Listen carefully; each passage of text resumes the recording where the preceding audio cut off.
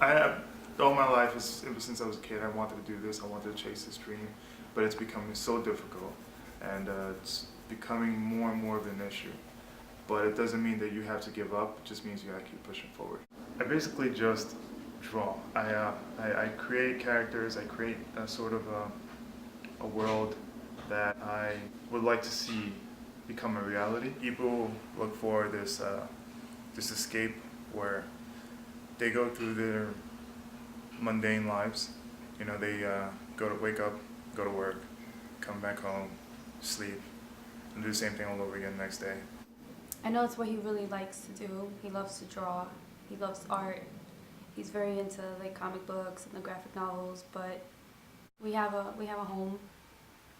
I'm not working right now, and even before that, even when I was working, like still we need bills to get paid, and work takes up so much of your day. He's not the kind of person or the kind of artist that just sits down and goes, okay, I'm just gonna draw this, you know, and he does it all willy-nilly. Like, he really needs to focus. How I got started with this whole thing was as a kid.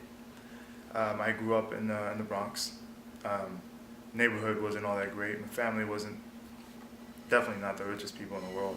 I wasn't able to go out much because my family wouldn't have money to allow me to go to these places. You know, like my friends would go to batting cages. You know, their parents were a little more privileged. Others would go in sports clubs within schools, and me, I would just go home, stay home.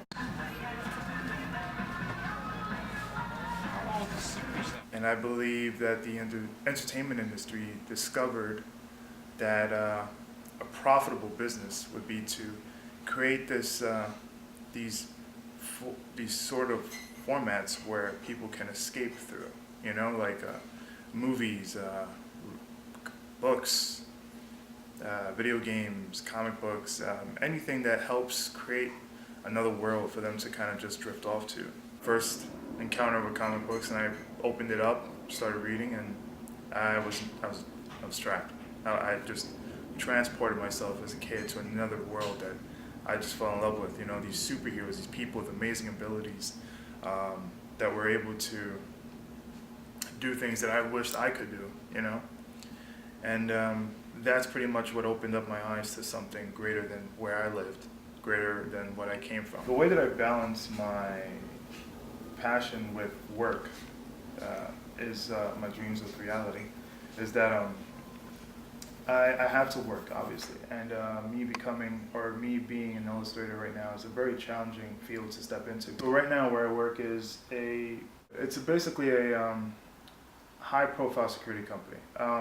We have armed guards as well as unarmed guards, depending on the client's request. We also do specific events and specific location security as well. And we work pretty much all over the city. My schedule, because of this type of work details, it varies. I can be working one day at one location from 5 o'clock to 1 o'clock in the morning, and then I'll work another location the next day from 7 a.m. to 7 p.m.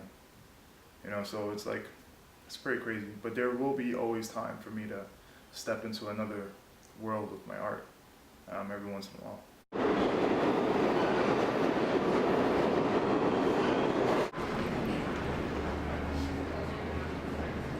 Because I like this artwork, because I like comic books, my favorite place to visit would have to be Midtown Comics in the city.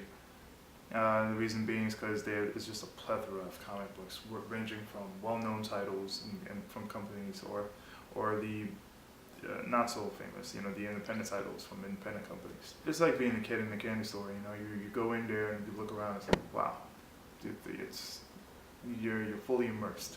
You take a dive, head forward, head dive into this sea of comic books, and it's amazing, you know, it's good. I love it.